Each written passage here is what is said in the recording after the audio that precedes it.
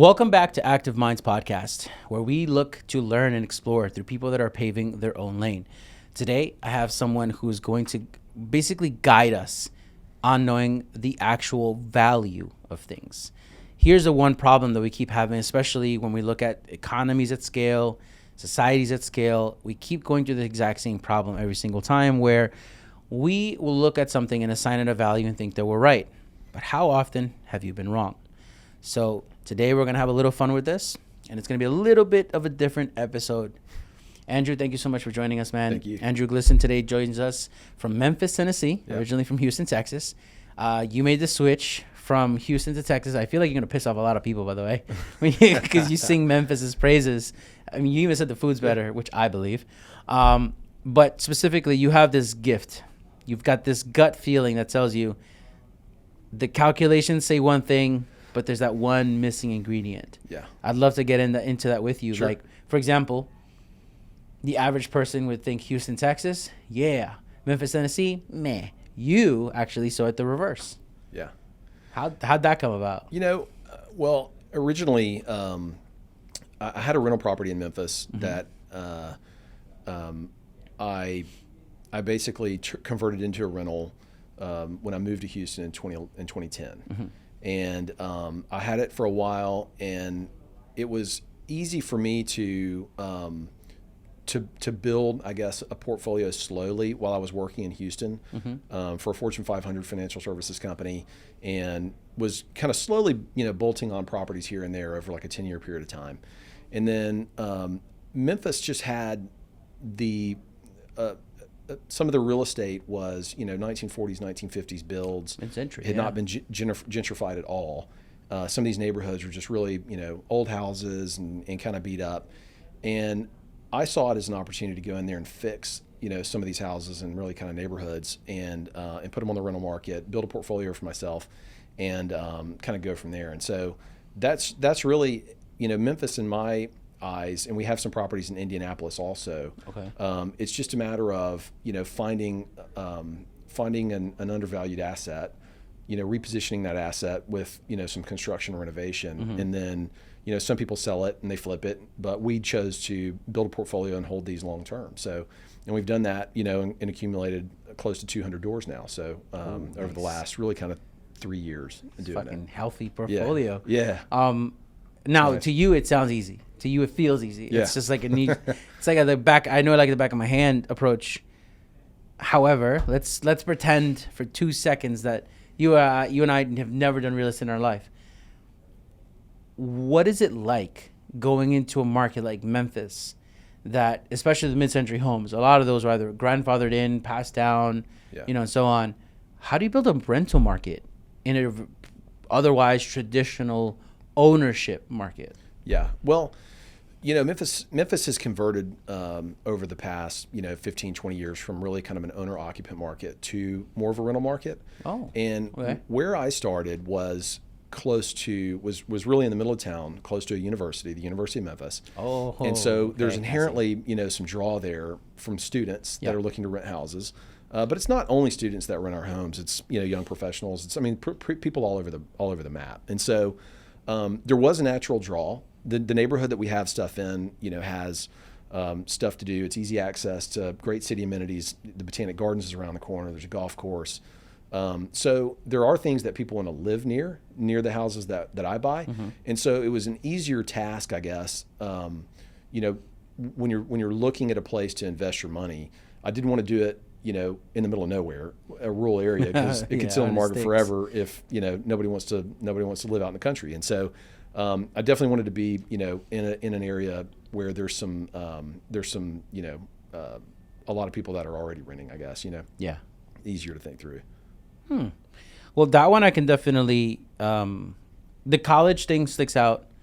The golf course sticks out. So you basically looked at it from the point of view of what would it be like to live here? Yeah. It's almost like designing a life and then kind of going around it. Yeah. The 100%. mid-century homes are pretty nice to work on, by the way. So I can understand also the allure of that. Yeah, definitely. But it also brings to the other thing, at least from my perspective, when I played in that market, the mid-century home market, there are some common pitfalls. For example, the zoning. How tall can I build? things like that. Is it the same thing over in, was it the same thing in Memphis? Not really. And I'm not really doing any new construction. So what I was doing was, my bread and butter is a house that's about to collapse, basically. I was buying stuff. We buy ugly houses? 100%, man, 100%. Nice. Because in 2008, the financial crisis really impacted Memphis in a big way. What happened was that there were these international buyers that had come in and bought as many houses as they could.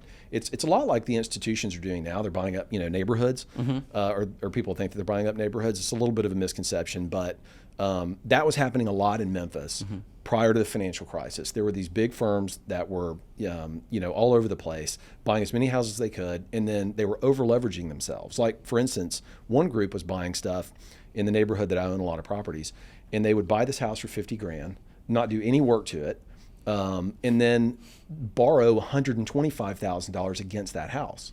Everything's fine. And the way they were doing it was they basically had a bank that agreed with them to give them basically the average of all the prices in the whole zip code. They would give them the average as a loan against that property. And so it didn't take long for that thing to go belly up because they wouldn't invest any money into it. And so when somebody moved out, they couldn't move anybody in because it was such a dump. Yeah. And then the house would go vacant. So a lot of the stuff that I started buying initially had been vacant for, 5 years. And so 6 years. And these houses had holes in the roof. They were falling down. I could show you some of the houses in our portfolio that you should have been believe, on that show.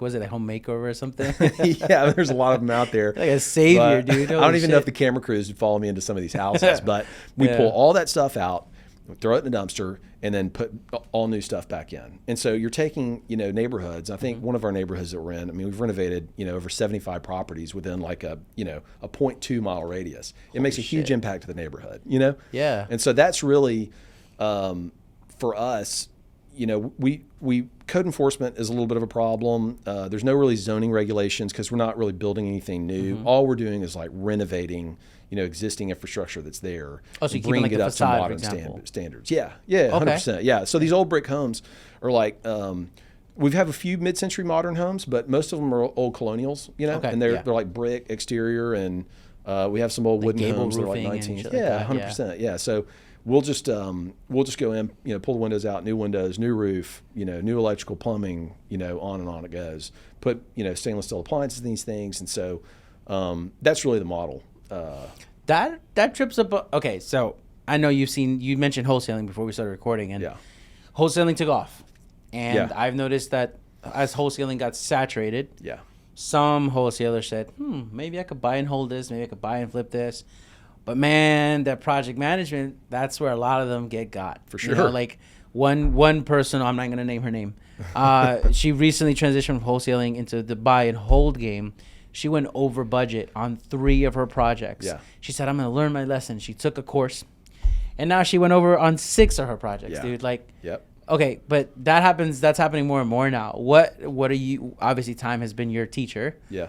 What are some of the first things, if I'm walking in, I'm going to start flipping a place or renovating it? Yeah. What are the first things, in your opinion, that I should be looking for? Man, you really have to, I tell people all the time, like, you have to buy homes. If you're going to renovate them, you have to renovate what you understand. And when I first started, I didn't understand any of it. And so I started buying, houses that were like a house that, I personally bought when I was in college and then renovated myself. So I had a little bit of an understanding, okay, there's a difference between plaster walls and sheetrock. And this is how you tear tile out. And this is how you put new tile in. And so I really don't deviate from those, late 1940s to 1950s homes. Yeah, I've niched into what a house that I understand. I know the building blocks of this house, they don't have basements. A lot of times they're, 1 stories primarily, and they're either on a no basement, so it's a conventional foundation or a slab. I don't like slabs as much as I like conventional foundations, but I just don't like leave that type of property. And so I think what a lot of people do is that they go into a home when they haven't done this before, and then they see kind of what's on TV, and they overspend on materials. They're buying $6 a square foot tile when you can buy something for $1.50. That looks great, and they're just putting too much money into the house, and they don't have a realistic budget to begin with. So a lot of the times that people go over budget, they don't think about from a long-term hold perspective, like I need to replace a sewer pipe. Well, that's $10,000. And, somebody will do a renovation on a house. Tenant moves in. The first time they, flush the toilet or run something down the garbage disposal, plumbing doesn't work. Then it's 10 grand over budget. So, we have designed a strategy on the construction side where we really understand here is what we need to look for in some analysis that we need to make before we build our renovation budget. But it's gotten pretty expensive now. I mean, materials are a little bit higher. And so you really have to factor in. I haven't bought anything this year because, the wholesalers want too much money for it. Oh my God. Yeah. Dude, adding $40,000 on top of the deal. Yeah, exactly. And so it got too fat. So I'm working through existing inventory and renovating vacant homes that I have, because the wholesalers will understand at some point, okay, I can't make that margin, and they're going to lower the price, and then I'll jump back in. They're going to have to tame those expectations a little bit. Crazy. Yeah, there's this company in particular that a buddy of mine helped grow, and I was looking at their margins. One house had a $70,000 fucking wholesaler fee. Yeah. What the fuck? Yeah. I mean, a buddy of mine made $100,000 flipping a house to the institutions. I mean, it's great doing that. And if you can do it, but an institution is different. Yeah. If you sell it at BlackRock, of course they're going to overpay. Yeah. But if I'm bringing it to you, hi, Andrew, here's this $50,000 tax on top of it. Yeah, and then I mess with the ARV, the after repairs value numbers. Of course, you're gonna look at me like, you can keep that. Yeah, but the problem is I'm pretty savvy to it. I understand when a wholesaler brings me something that has no value, or it has value, but they're asking too much money for it. Yeah. I'm like, no, I'm a quick no, And other people though that want to get into real estate and I want to jump in, that don't know anything about it, are going to get sold and be stuck with an asset that they've overpaid for. And so, I keep on, trying to tell wholesalers look, this is where I'm at. If you've got something that falls in these parameters, then let me know. But I can't pay you as high of a success fee because the value of the real estate's not there. That's a good way to put it. Success fee. That's what it is, man. I think I'm going to change it from tax to success fee. Yeah, it could be a tax though. But on that, the way that you value things, as I said twice already. The way that you value things is your own way. You said something that stuck out to me. You said, I renovated about 75 homes within a very small radius. So, in essence, you beautified a town after a while. So, why that area? Why? Because I know, I've worked at development, and I know how we look at an area. But you looked at pre-existing and said, let's bring it here. How did you know it was undervalued? Number one, let's start there. Yeah. How did you know this place was undervalued? Just the math. I mean, I was looking at how much I could buy a house for, how much it would cost me to renovate it, and then what I could rent it for. And the spreads were pretty good. They were 15+% on my cash, right? And so that was a pretty good spread. It's not as high as that right now because for someone who doesn't know what that means, spread. What does that mean? Yeah. So you have to look at your rate of return in any investment, right? And so, annualized stock market returns since, the beginning of the stock market, it's 10% or 6%, Goddamn you, S&P. Yeah. Now it's not as good this year. No, not at all. Watches are outperforming it, dude. Right? Yeah. So it's basically, the formula is if you make, $10,000 a year on a property, and then you take out your operating expenses, which, for single family homes is generally 30 to 40%.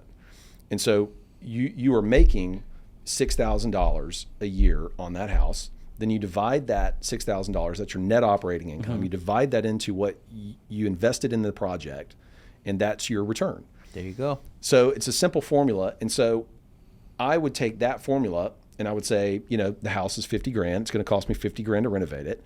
After all my expenses, this is what I'm making. And I would back that number into that house. And it's yes, all day long.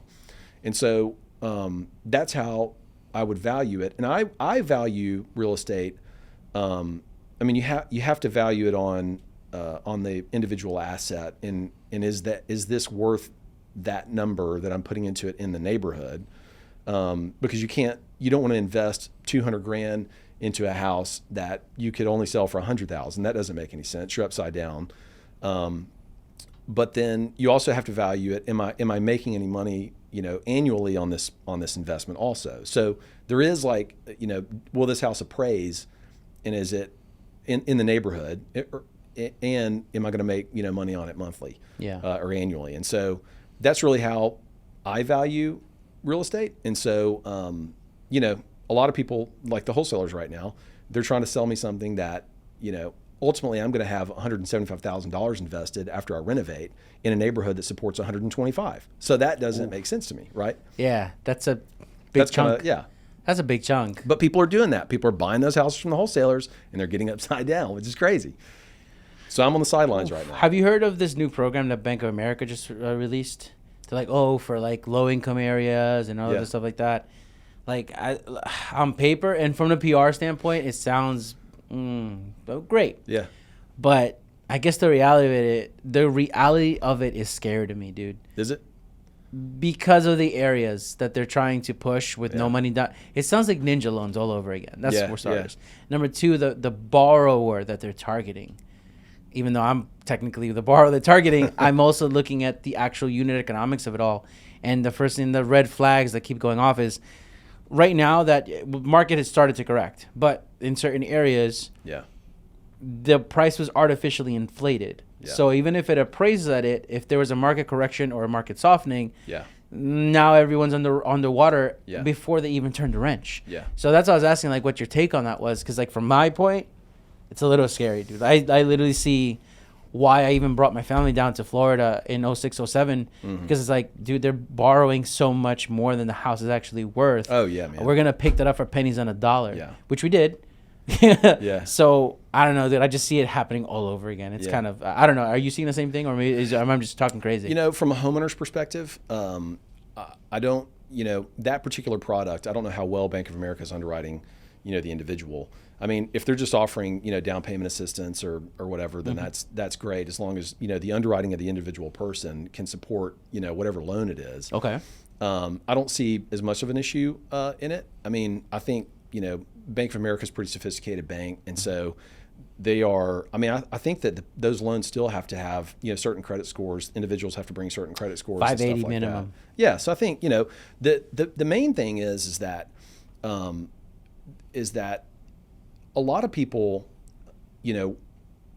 I guess the institutions are trying to push home ownership on people. Like, that's the American dream, is home ownership. Yeah, and I don't necessarily think that's the case.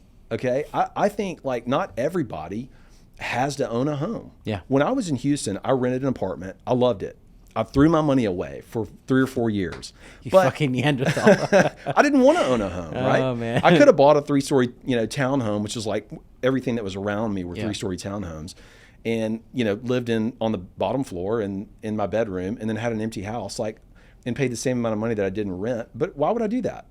I had a pool. I had a nice patio. Like, I didn't want to own a home. So I think like pushing home ownership is just, is not what everybody, necessarily needs or wants. And so that's, I think, the niche that we fall into also in our business, is that, we're providing housing for people that are in transition. They don't want to own a house. They want to be in Memphis for a couple years. Maybe they want to be in our house while they're in school.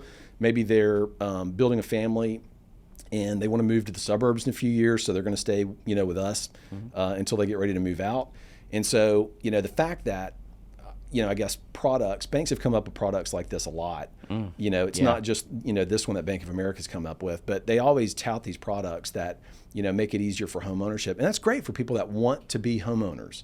But, there are also people that don't want to be homeowners, and they don't have to be. You know what I mean? Yeah, Grant Cardone talks about it all the time. Yeah. Almost all the time. time. Yeah, exactly. Grant Cardone. He's like, he's like, why am I going to buy this place? It's a depreciating asset. Yeah. And I mean, look, we take care of, like, if the garbage disposal breaks, it's on me. If you get a roof leak, it's on me. If the appliance breaks, it's on me. Like, there needs to be some education that goes into when somebody graduates from college, and they go and buy a house immediately.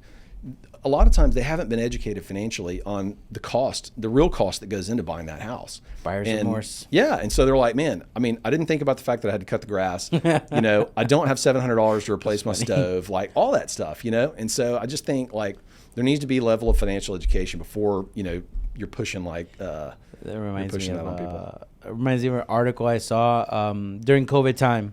A bunch of millennials that were buying homes are having buyer's remorse. And this one couple sticks out to me in particular because of what you just said. They bought a house, what they believe was a great deal, and only 5 weeks into living in it, their AC busted. Yeah. And the guy was like, "It's $25,000 to fix this," and we already put all our life savings. Yeah. Life comes at you fast when you're a homeowner. It does. Yeah. Man. And I think, look, I think that the Bank of America, loan facility is going to be great for a lot of people. It's not going to be great for a lot of people, just like every other, loan that has some gimmicks out there. Yeah. But I don't know that necessarily does anything to, to real estate values over time. I do think, however, that from an investment perspective, investor loans, those are underwritten really heavily, and so there's not a lot of the liar loans out there. They're underwritten very well, and so I don't think that there's an overvaluation of home prices to the extreme like there was in 2008, because I think the underwriting has gotten very strict for investors like me, and for even homeowners to a large part, are underwritten very heavily. So I think the asset appreciation is real. I don't think there's going to be a huge correction in home values. I do think the values have gone up, and they'll stay relatively some markets high. are definitely going to fare better there. Yeah, and so I don't see it as a I don't see it as necessarily a bad thing. Yeah. Well, before anything, if you're watching this and you're wondering a little bit of what we're talking about, we won't like go too deep, but we'll say this: check out NACA. It's NACA, November Alpha Charlie Alpha, NACA. It's awesome for somebody who's new, that wants to buy a home to live in.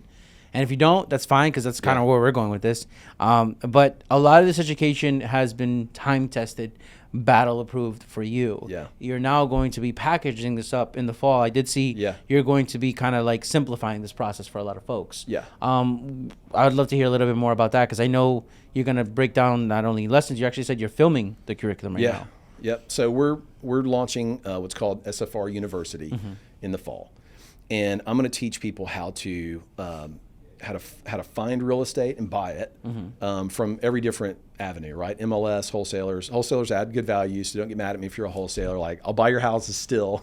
Just stop with the success fee. Lower your success fees. Yeah, dude, be realistic. Yeah.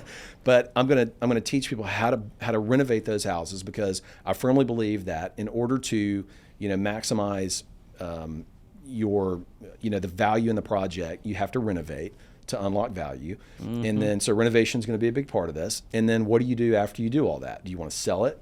Do you want to rent it out, or do you want to turn it into an Airbnb?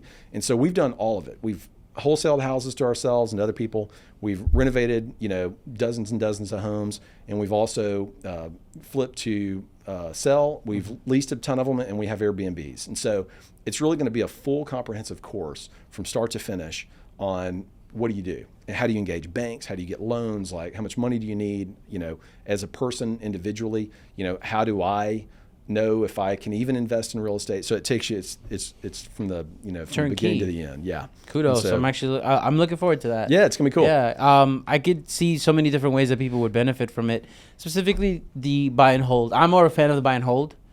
Yeah, me too. Me too. Yeah, especially when you cash out, like there's no taxes. So something, if you're watching this, and Andrew, I know will definitely agree with this one, is like, whoa, wait. If you're watching this and enjoying it, press pause for a second. Go to activemindsclub.com. Again, activemindsclub.com. Here you will have membership access to our exclusive networking events, as well as behind-the-scene access to our guests, where you yourself can ask them questions. Not to mention, at these events and in the community, you're going to have access to the very mentors that are here sitting with us, as well as many, many more that are doing cool things in stocks, marketing, cars, real estate, where we're going to have you have access to education, insights, how-tos, all things that you can apply to your life and business. So if you buy a property, you add a little elbow grease to it, it looks great. You can refinance. I got to stop using the jargon. You can refinance, and basically what you're doing is after you're done, you have what's called ARV, after repairs value. So you get the house reassessed, you have that new value, you take out the money from it. And the beautiful thing about that is that you're not paying taxes on that, because you essentially borrowed against it. When you sell the house, like if you were to just flip it, you're going to pay capital gains tax, amongst other things you're going to have to pay for, which basically means you have to now, if you made $100, I'm just making up numbers. If you made $100, you were paying tax on that $100. So when you refinance, though, you can take out the $100 and it's your $100. Yep.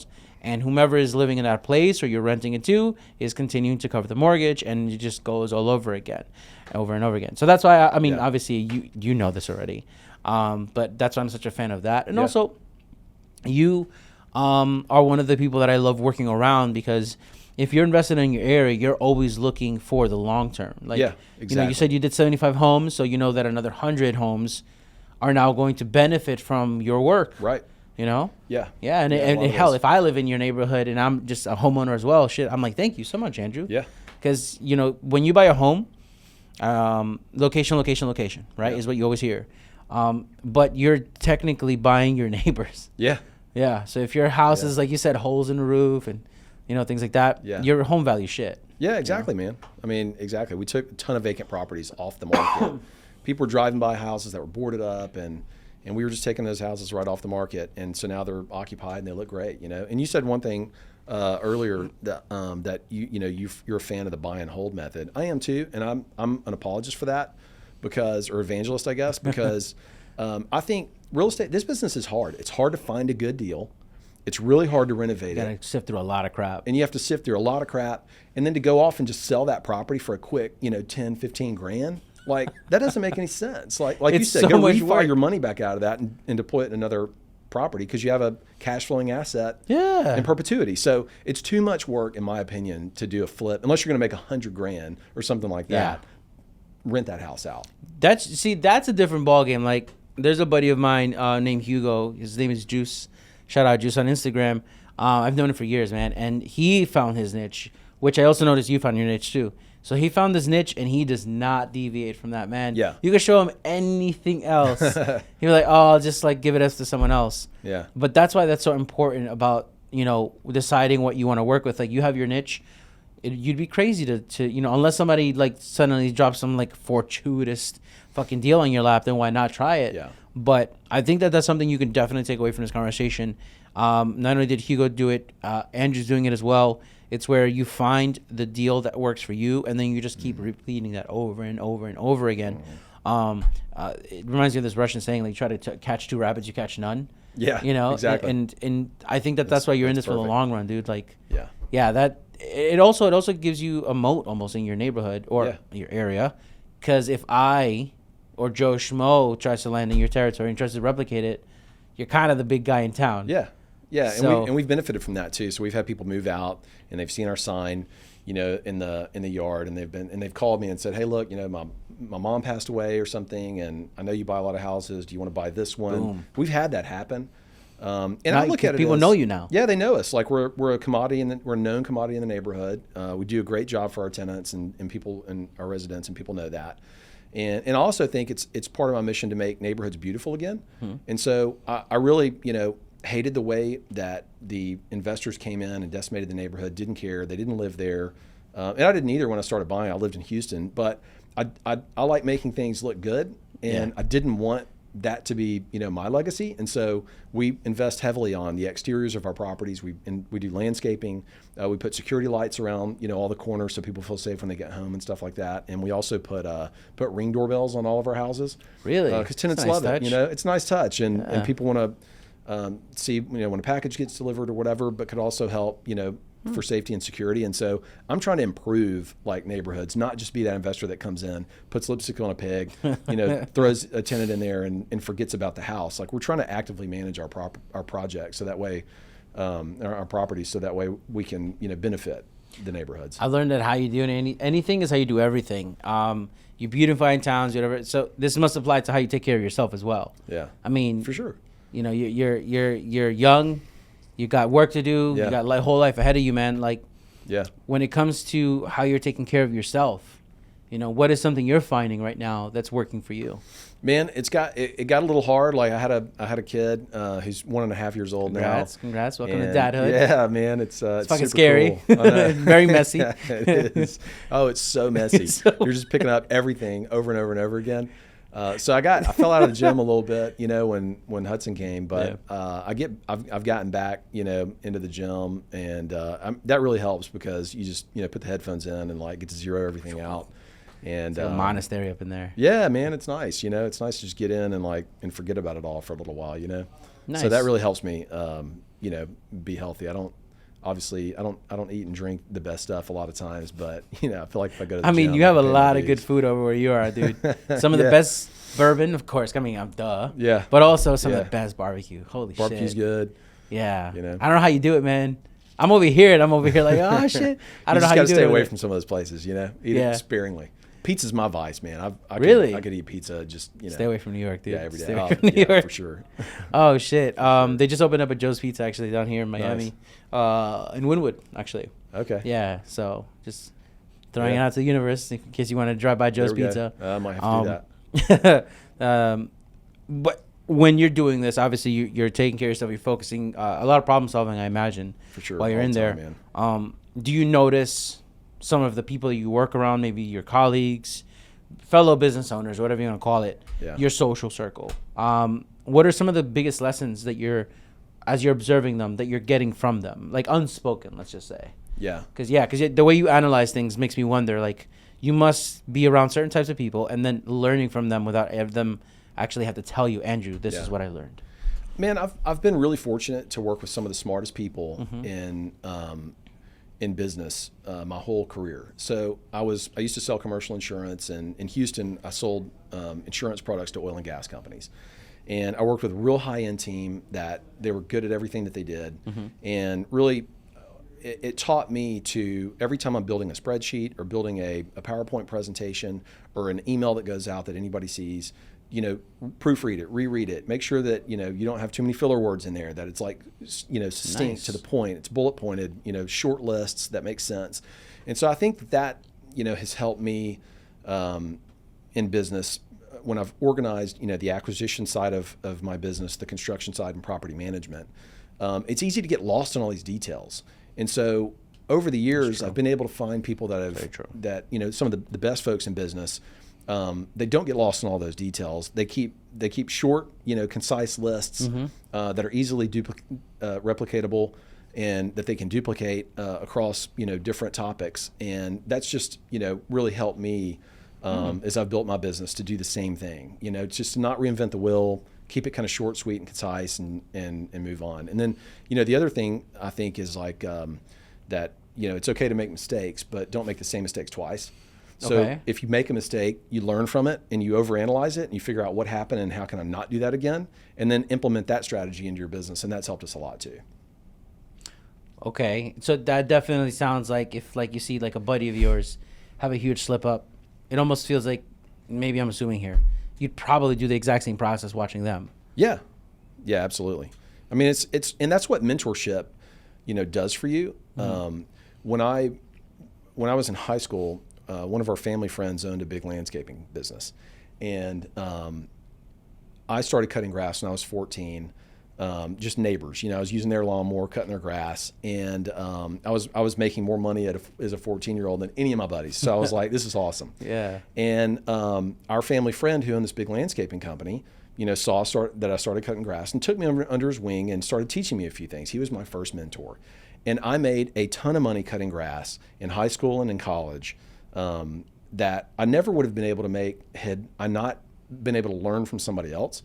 And so I think a lot of people try to strike out on their own and hang their shingle and do it without any input from anybody else. And, you know, I get it. We all want to be the big man on campus that you can't, you know, teach anything to and stuff like that. But mentorship is so huge. You can lower the learning curve, learn from their mistakes, not make the same ones, and scale your business in whatever you're doing so much faster if you've got that. Definitely on my end, sharing with you that I've noticed a pattern where a lot of the people that find a mentor almost through serendipity, it's always the same thing. It's that they just got started. And as they got started, someone noticed. And that person that noticed kind of look at them and kind of see a little bit of themselves. Yeah. And say, yeah, come on in. Let's go through this Yeah. together. And that's a common pattern I've noticed with a lot of people that have been fortunate, because I'm pretty sure you see it all the time, especially on social media. Well, like, help me find a mentor. How do I find a mentor? All these how to, help me, blah, blah. And it's, I mean, there also comes the point where you start to realize, like, if everyone needs a mentor, why is there such a huge gap? Yeah. You know? Yeah. But I think how you process information, like, I'm pretty sure that you've met people that you've learned from that never actually formally mentored you as well. Oh, for sure. Yeah. You know, is there anyone that comes to mind that maybe we don't all know about them, but they've taught you something so fucking priceless?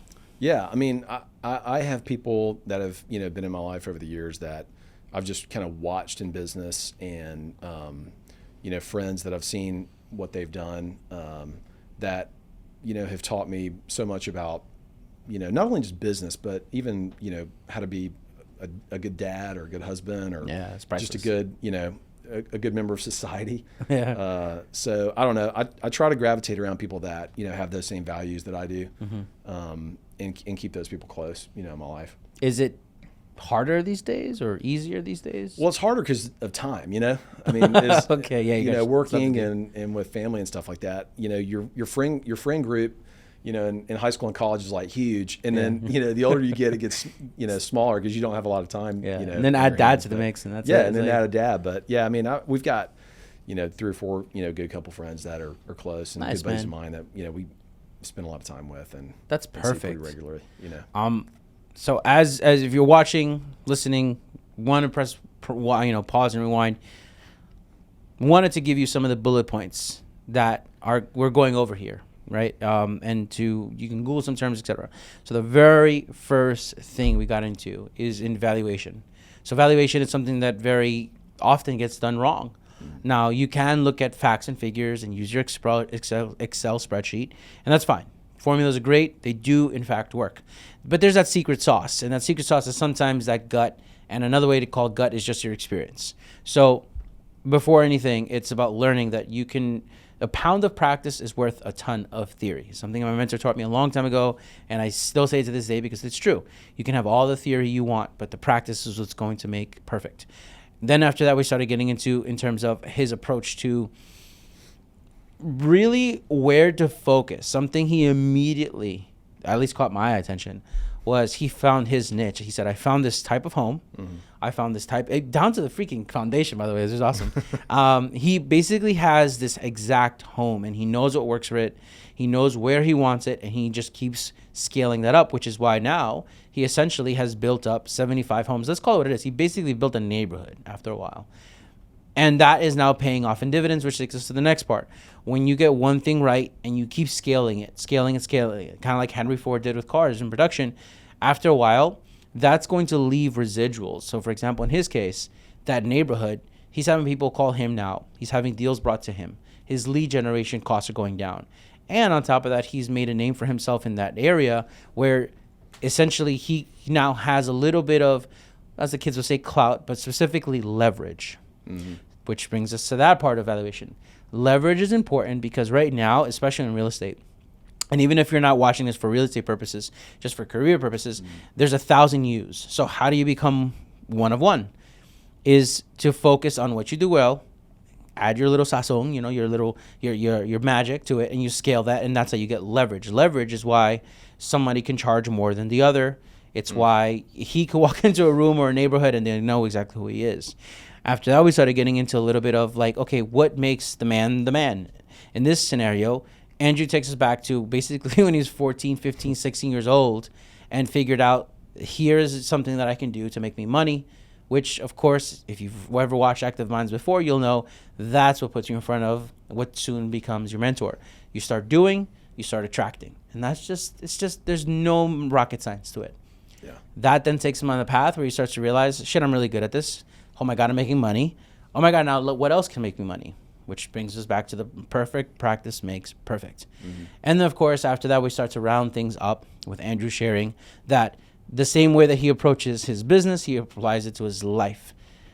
Because how we do anything is how we do everything. And in this scenario, how it affects him and how it affects you and I watching this and hearing him is the way that business is working for him, his life can take that exact same course because in his scenario, he's going to the gym, he's taking care of himself all while being a dad, which is why he's actually focusing on 3 to 4 good friends. Not all the world, not all the clout on social media, no chasing likes, just focusing on his son Hudson, his family, and his neighborhood. How are we doing so far? Is it kind of like, just want to make sure we didn't miss anything that you were sharing with us? Yeah, it's all good. And now as, we start to round things up, you are going to be releasing your course in fall. Do you have a set date yet?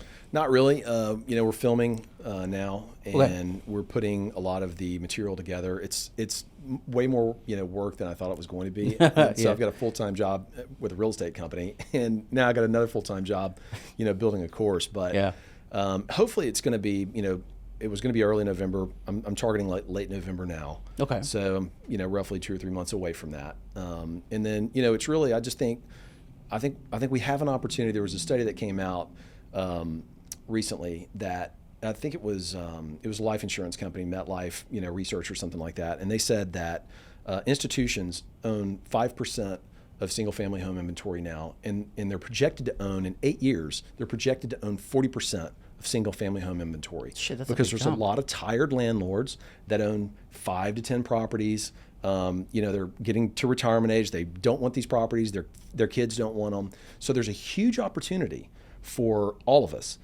that want to get into single family real estate to do it, but we have to act, and we have to act fast so the institutions don't gobble up all that inventory, because they're never going to sell it. So I think we have to be that counterbalance to those big companies that are coming in and buying a lot of these properties in the neighborhood. Investors, like me, have got to come in and counterbalance that activity in those acquisitions. So let's not let them get to 40. Let's let them get to 15. You know what I mean? So I'm going to try to put the course together and get it out there to teach people how to do this, so we can go buy these houses. I can't do it all. I don't have enough money. Absolutely, man. I mean, I'm echoing your sentiments, and seconding it by saying entrepreneurship is activism. And in your case, hell yeah, they're not going to sell those homes. Are you kidding me? Yeah. This is just a landlord for 40% of America. Yeah. Imagine being a landlord for 40% of America. It's happening. And my point back to should people be a homeowner? We were talking about earlier. Should you buy your own house? Whatever. Like I was renting an apartment and buying real estate. I wasn't a homeowner for owner occupant, but I was still a homeowner buying real estate.